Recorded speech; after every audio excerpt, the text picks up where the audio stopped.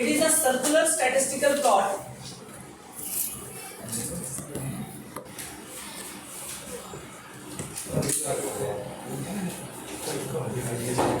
It is a circular statistical plot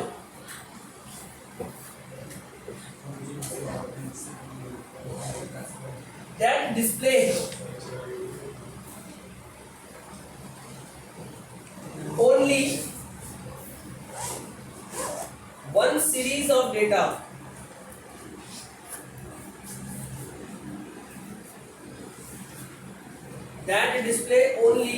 series of data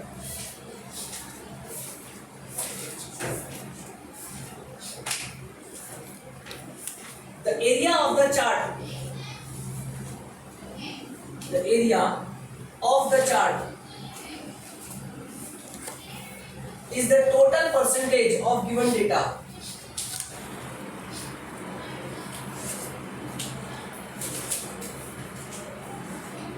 The area of the chart is the total percentage of given data.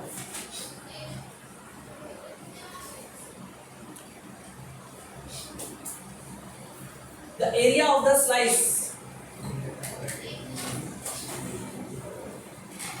the area of the slice of pie represent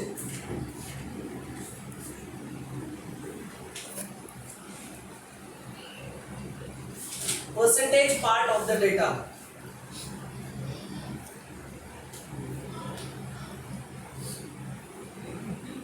The slice of the pie, the slice of the pie represent wedges.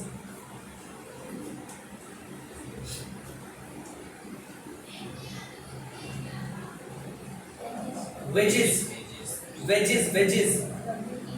WEDGES. The area of the wedge, the area of the wedge represents length of the arc, length of the arc of the wedge.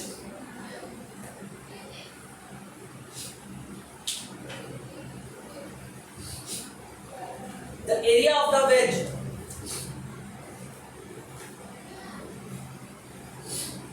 is the relative percentage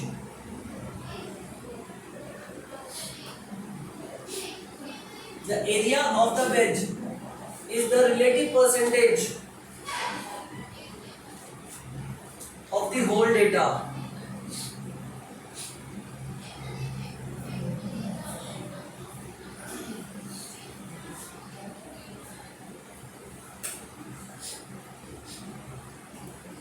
The area of the wedge represents relative percentage of the whole data.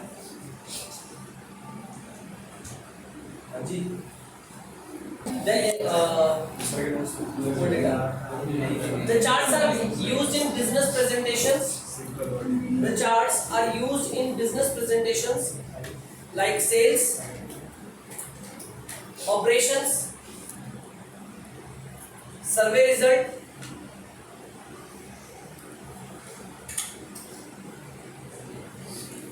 sales, operations, survey results, resources, etc.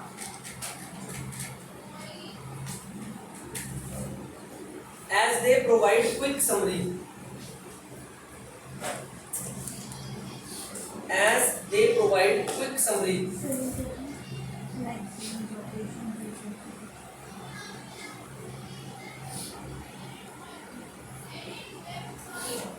Quick के बाद क्या करते हैं?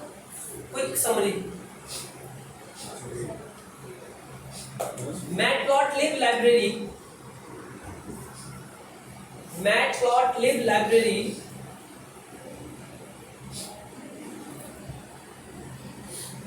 has pie function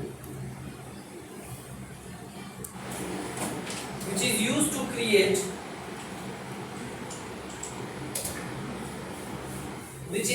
to create pie chart.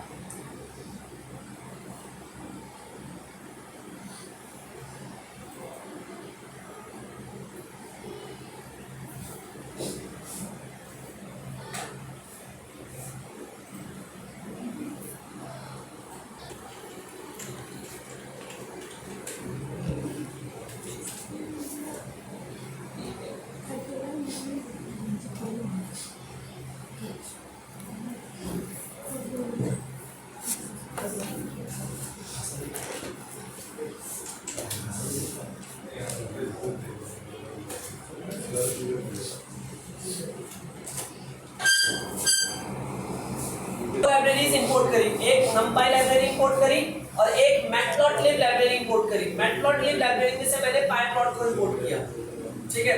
अब मैं क्या करता हूँ, पहले मैं बहुत बेसिक सा डेटा बनाता हूँ।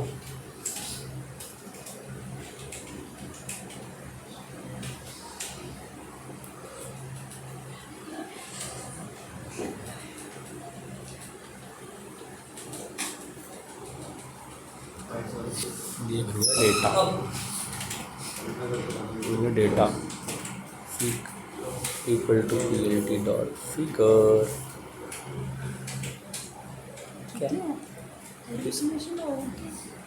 क्या प्यार है ना ये फिगर बना ली और इसका फंक्शन है पाई। करने के लिए कोई होना भी चाहिए। अब पाई फंक्शन में दो मेन आर्गुमेंट होते हैं, एक होता है डेटा जिसका पाई चार्ट बनाना है, एक होते हैं उसके लेवल। ये दो मेन आर्गुमेंट है। तो डेटा है मेरा मार्क्स और उसके बाद लेवल है मेरे सब्जेक्ट। छोटे बड़े अक्षर का ध्यान रखना। बस हो गया।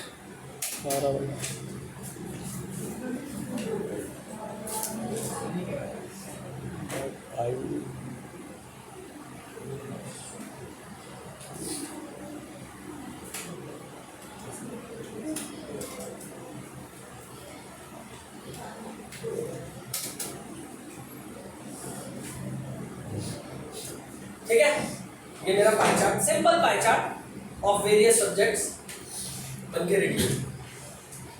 ठीक है ना, तो इस तरीके से हम पाई चार्ट बना रहे। तो अब ये क्या शो कर रहा है, ये जो पूरा सर्कल है, अब वो मैथ में सिखाया गया है आपको, पूरा सर्कल जो होता है वो 360 डिग्री होता है।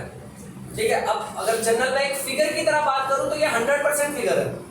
तो 100% फिगर में से ये जो एरिया है दिस इज मैथ्स का एरिया, ये जो एरिया है दिस इज हिंदी का एरिया, ये जो एरिया है दिस इज इंग्लिश का एरिया। अब इसकी कोई ना कोई परसेंटेज वैल्यू है। जैसे मैथ में 23 लिखा था मैंने, तो 23 इज द, आप स्टूडेंट बोल लो, मैथ में 23 बच्चे पास हैं, या हिंदी में 17 बच्चे पास हैं, इंग्लिश में 18 बच्चे पास हैं। तो आउट ऑफ 100% स्टूडेंट कितने कितने परसेंट ऑफ स्टूडेंट किस किस सब्जेक्ट में पास है वो इस चार्ट में डिस्प्ले होगा। ठीक है, ऐसे हम उसको काउंट कर सकते हैं, राइट। तो इस तरीके से हमारा चार्ट बनके रेडी हो गया। बट इस चार्ट में अब अगेन फिगर तो पता नहीं लग रही ना, तो हमें इस डेटा को कस्टमाइज करना पड़ता है।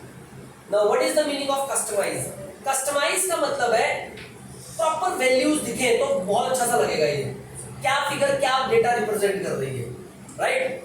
चलो उसके लिए क्या करना है, ये तो एज इट इज उठा लिया। सर ये जो कलर आ रही है बाय डिफॉल्ट आ रही है क्या कलर, हाँ।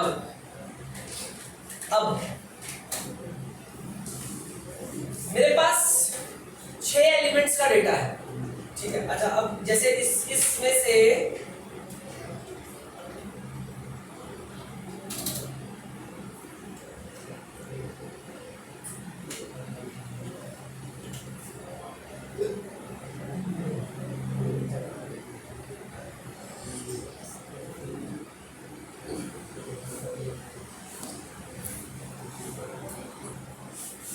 तो 6 एलिमेंट्स हैं मेरे पास, ठीक है। 6 एलिमेंट्स हैं। मैंने क्या किया, एक नाम से एक लिस्ट बनाई, तो यह लिस्ट का टपल बनाया। अब जैसे अभी तो कलर बाय डिफॉल्ट आ रहे हैं सारे, तो मैं कलर अपनी मर्जी से दे रहा हूँ और जिस ऑर्डर में दूंगा वो उसी सब्जेक्ट के लिए हाईलाइट होंगे। जैसे इंग्लिश के लिए मैंने कलर दिया ब्लैक, इंग्लिश के लिए ब्लैक, मैजेंटा, हिंदी के लिए मजेंटा,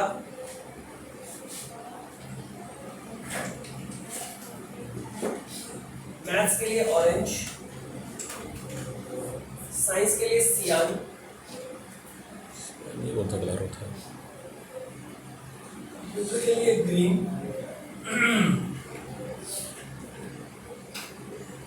और फिजिक्स के लिए ब्राउन। ये मैंने अपनी मर्जी से कलर्स बनाए हैं, ठीक है। अब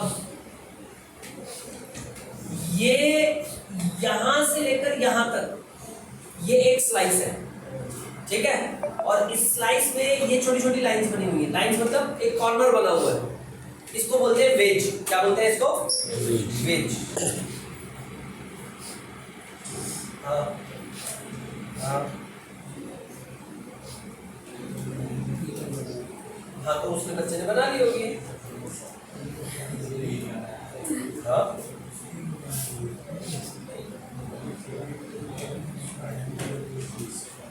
तो मैंने क्या कहा, उसको वेज बोलते हैं। तो मैंने WP नाम से वेरिएबल बनाया, वेज प्रॉपर्टी। WP नाम से वेरिएबल बनाया और इसमें रखा line width equal to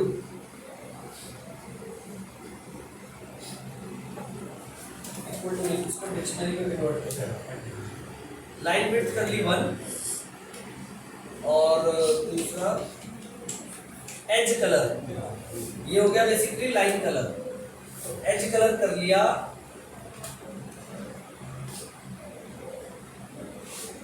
violet,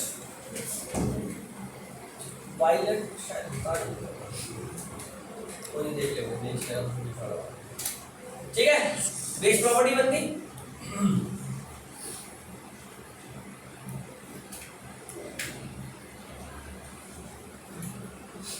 plot बन गया। अब प्लॉट बनने के बाद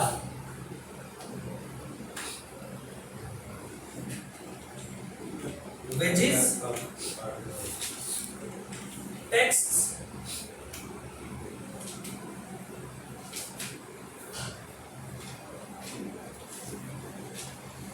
ऑटो टेक्स्ट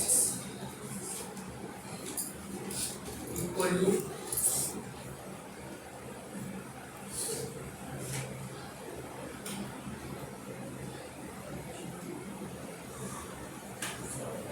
एक्सेस डॉट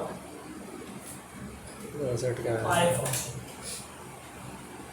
यहां पे इसको कॉल किया एक्सेस को। अब सबसे पहले इसमें दिया डेटा दैट इज मार्क्स,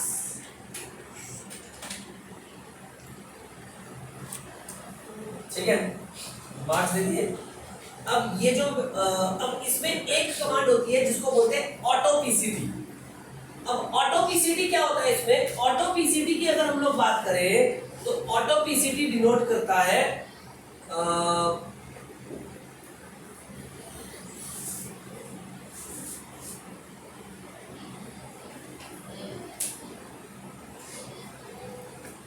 ये जो स्लाइस है, इस स्लाइस पे क्या वैल्यू रिप्रेजेंट हो रही है, वो स्लाइस कितना एरिया रिकवर कर रहा है, ये ऑटो पीसीडी लेबल, ठीक है। अब इस ऑटो पीसीडी को बनाने के लिए हमें लॉजिक लिखना पड़ता है, तब हमारी ऑटो पीसीडी की वैल्यू कैलकुलेट होती है। तो ऑटो पीसीडी की वैल्यू कैसे कैलकुलेट होगी, इसके लिए मैं एक फंक्शन बनाऊंगा यहाँ पे। तो ऑटो पीसीडी ये डिफॉल्ट वेरिएबल है इसका, ऑटो पीसीडी। तो यहाँ पर मैंने एक फंक्शन बनाया lambda PCD function colon, function का नाम रखा मैंने फन, और इसमें दो पैरामीटर पास किए, पीसीडी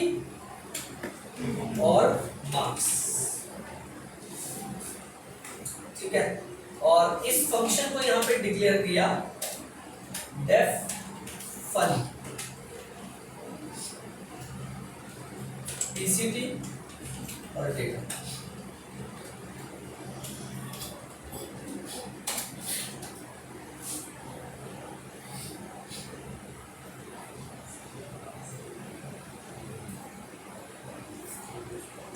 एक वेरिएबल बनाया वैल्यू इक्वल टू पीसीटी। अब पीसीटी क्या है? पीसीटी है ऑटो पीसीटी का डेटा जो नीचे से आर्गुमेंट आ रहा है। पीसीटी टोटल जो फिगर होती है वो 100% होती है, डिवाइड बाय 100 मल्टीप्लाई नमपाई का फंक्शन कॉल किया सम,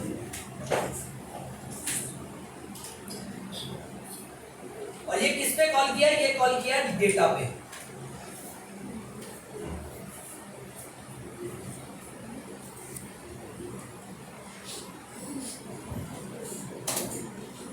और इसको रिटर्न करा दिया,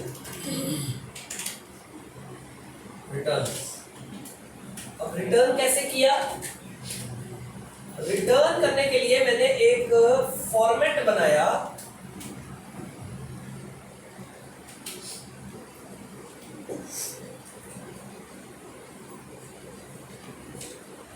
पॉइंट के बाद एक वैल्यू आनी चाहिए, परसेंटेज का साइन आना चाहिए,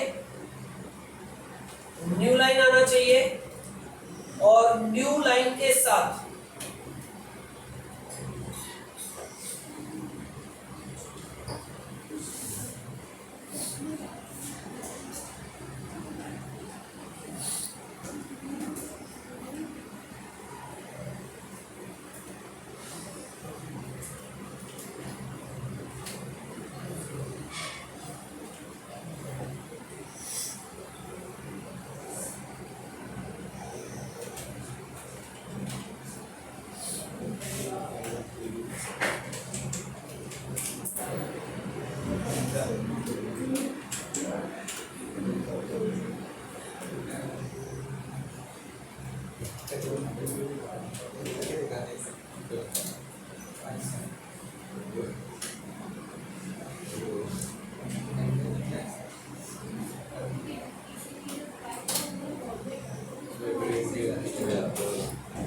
ऑटोपीसीटी वेरिएबल है, बाय डिफॉल्ट ये वेरिएबल ऐसी वैल्यू डिस्प्ले करता है जो दिख रही है।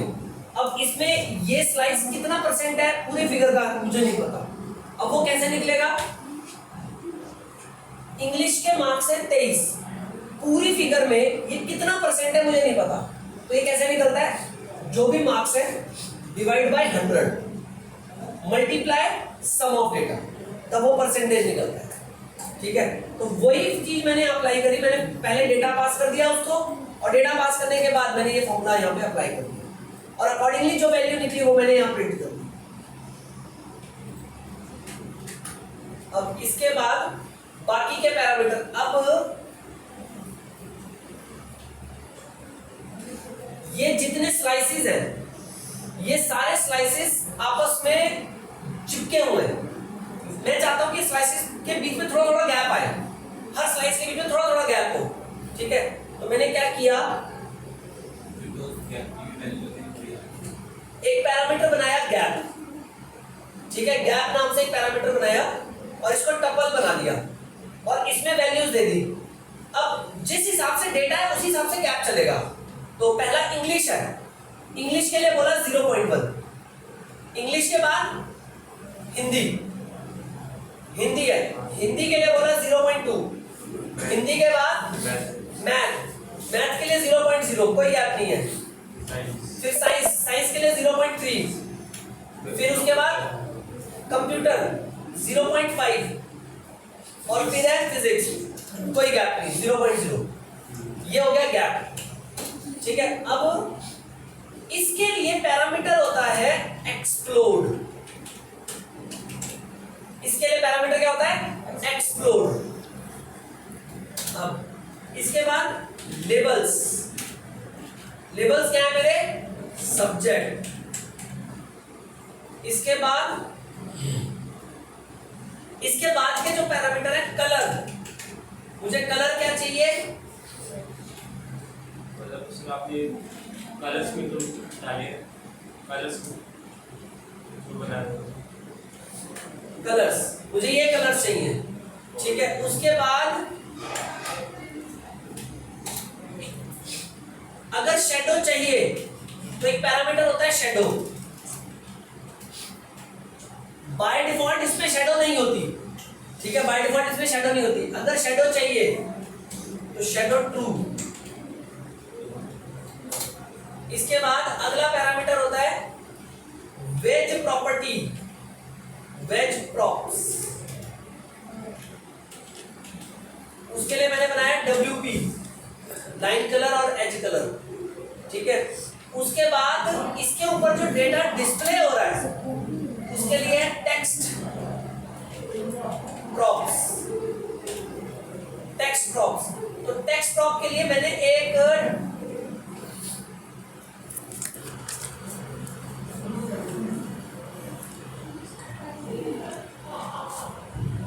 कुछ भी नहीं बनाया, तो इसके लिए टिक पास कर देता हूं। कलर,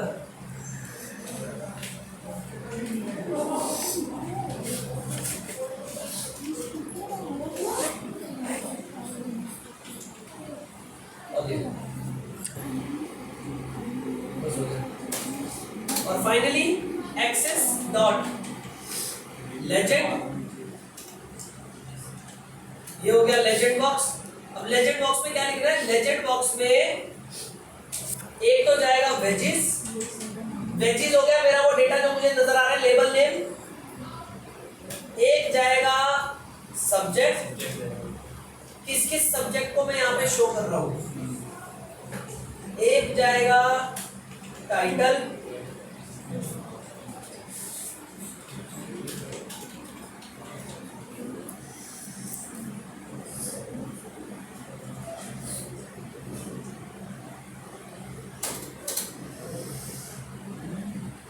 और लास्ट में PLT डॉट सेट P। ये मार्जिन हो गया। इसमें जाएगा ऑटो टेक्स्ट साइज,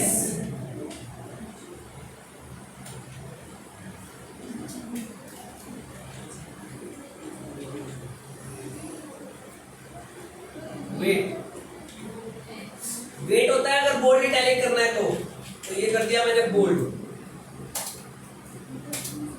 और लास्ट में axes dot set underscore title.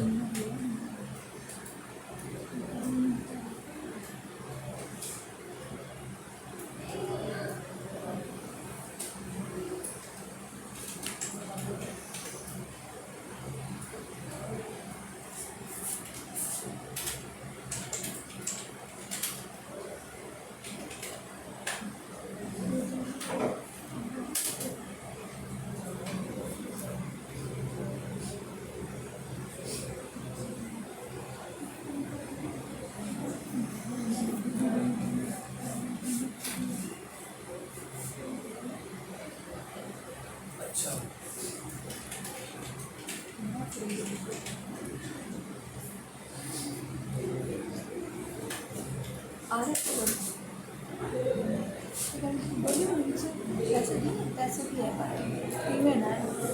अपने क्या समझा है?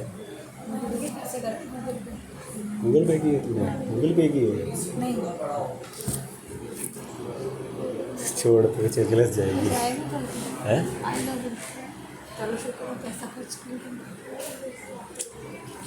तेरी साथ ना, मैं तो ऐसे आऊँगा। वो मेरी के बारात है यहाँ पे, जो मैंने वैसा शेरवानी पहन कर आऊँ।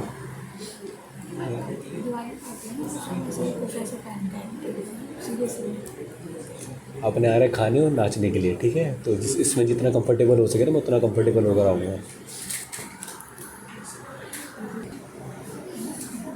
ठीक है, तो ये आ गया मेरा पाई चार्ट। ओके, अब यहाँ पे ना मैंने यहाँ से जो वैल्यू जनरेट हो रही थी ना, इधर पॉइंट में जनरेट हो रही थी, जिसकी वजह से वो चार्ट नहीं आ रहा था।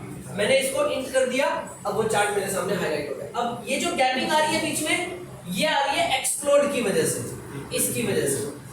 अगर मैं ये हटा दूंगा यहां से, ये मैंने एक्सप्लोड पैरामीटर लगाया है, अब गैपिंग नहीं है।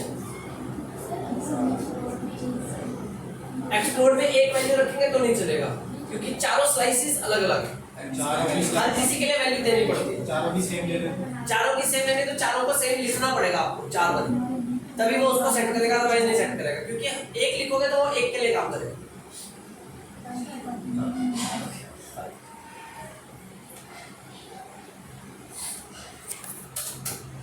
ये मेरा पाई चार्ट बन के तैयार है, ठीक है। अब यहाँ पे देखो, दिख रहा है ना, ये जो मार्क्स है, अब येलो वाले मार्क्स मैथ्स के हैं, तो मैथ्स में 35 मार्क्स है, 35 मार्क्स है, तो पूरी फिगर का ये 22.3% है। ये हिंदी में 17 मार्क्स है, पूरी फिगर का ये 10.8% है, ठीक है। पूरी फिगर का इट इज 10.8%। तो वो परसेंटेज के अकॉर्डिंग दे रहा है, इंड तो मैंने फाइनल रिजल्ट। सर जी हाँ, 2 चीज़ें बता दो, ये आपने ये रिटर्न में क्या क्या लिखा है? ये तो फॉर्मेट है, पाइथन का फॉर्मेट है। ये 1f की डेसिमल के बाद एक ही वैल्यू चाहिए, और ये जो d है वो डेसिमल के पहले के लिए। अच्छा, ये तो पाइथन का फॉर्मेट है, और उसके बाद मुझे मार्क्स चाहिए। तो यहाँ पे मुझे ये आ रहा है 22.3, तो ये जो 0.3 आ रहा है ये 1f की वजह से आ रहा है, और ये जो नीचे 35 मार्क्स है, तो ये जो 35 है वो d की वजह से आ रहा है। और सर आपने ये करने के लिए लॉजिक कौन सा लगाया, वो थोड़ा समझा देना। अब ये ऑटो पीसीडी पैरामीटर होता है, अगर मैं ये पैरामीटर नहीं लगाऊंगा यहाँ पे, तो वो बाय डिफॉल्ट अपने तरीके से काम करेगा। अपने तरीके का मतलब, मान लो मैंने ऑटो पीसीडी पैरामीटर नहीं लगाया, अब जो चार्ट हमारे सामने आ रहा है वो डिफॉल्ट डेटा में आ रहा है, वैल्यूज नहीं आ रही, चार्ट तो वही बन रहा है, बट हर एक फिगर क्या रिप्रेजेंट कर रही है वो नहीं बता रहा हूँ मुझे। क्यों? क्योंकि मैंने ऑटो पीसीडी नहीं लगाया है। तो ये वाला जो चार्ट है, ये वाला चार्ट बिल्कुल ऐसा ही है, सेम टू सेम। अब मैंने ये ऑटो पीसीडी पैरामीटर लगा के उसको स्पेसिफाई कर दिया क्या, कि मुझे इसमें हर एक की फिगर भी रिप्रेजेंट करनी है। तो इसमें मैंने क्या बोला, पीसीडी और मार्क्स। पीसीडी होता है मेरा पाई चार्ट के लिए, मार्क्स हो गया मेरा डेटा। यहाँ पे मैंने रिसीव किया PCD parameter, PCD parameter receive किया, तो पीसीडी डिवाइड बाय 100, मतलब total figure divide by 100 multiply total data जितना है, तो उसके अकॉर्डिंग मुझे वैल्यू मिल गई 29.3। अब मुझे 29.3 मुझे वैल्यू मिली, उसके अकॉर्डिंग 1f पॉइंट के बाद एक वैल्यू चाहिए, d मेरा मार्क्स है, तो पीसीडी यहाँ प्रिंट हुआ, वैल्यू यहाँ प्रिंट हुआ, वैल्यू जो मेरे को डेटा से मिल रही है, तो उसके अकॉर्डिंग फिर मेरा चार्ट यहाँ पे बन गया, रेडी हो गया। और सर पीसीडी के अंदर है ना बाय डिफॉल्ट वैल्यू क्या है? पीसीडी के अंदर बाय डिफॉल्ट 100% फिगर है, वो वही- पूरी 100% फिगर को लेके काम कर रहा है। जो सर जो पीसीडी है ये बाय डिफॉल्ट में वेरिएबल है क्या? डिफॉल्ट वेरिएबल है, उसका डिफॉल्ट पैरामीटर है, ठीक है सर। ठीक है, समझ आया? ये हमारा पाई चार्ट है, इस तरीके से हम पाई चार्ट बना सकते हैं। और ये गैपिंग तो पता लगी गई तुम्हें कैसे हो रही है, जिस पैरामीटर को तुमने अलग करना है उसको उसके लिए गैपिंग तुमने उस हिसाब से स्पेसिफाई कर दी। जिसके लिए नहीं दी है, जैसे शायद इसके लिए नहीं दी थी, ब्लैक के लिए, तो ये 0 हाँ, ठीक है। अब तुम इस हिसाब से किसी भी डेटा को अपने पाई चार्ट में रिप्रेजेंट कर सकते हो, समझ आया? तो ये हमारा लास्ट चार्ट था, तो बचा हुआ था मैटप्लॉटलिब लाइब्रेरी। इसके बाद अब हमारा मैटप्लॉटलिब लाइब्रेरी कंप्लीट हो गई। ये अब छोड़ दो, ठीक है। आज हमारा विजुअलाइजेशन वाला पार्ट कंप्लीट हो गया, तो अब हमारा पांडास और मैटप्लॉटलिब लाइब्रेरी, ये दोनों लाइब्रेरी कंप्लीट हो गई। अब जब हम लोग दिवाली के बाद मिलेंगे 16 तारीख को, तब हम लोग इसका दूसरा सेक्शन शुरू करेंगे, जिसमें हम बात करेंगे इसमें ग्राफिकल इंटरफेस की, जिसमें हम GUI की बात करेंगे। अब सिर्फ हमारा यही क्लास टॉपिक बचा है डेटा साइंस का, जो रहेगा उसके बाद हमारा डेटा साइंस कंप्लीट।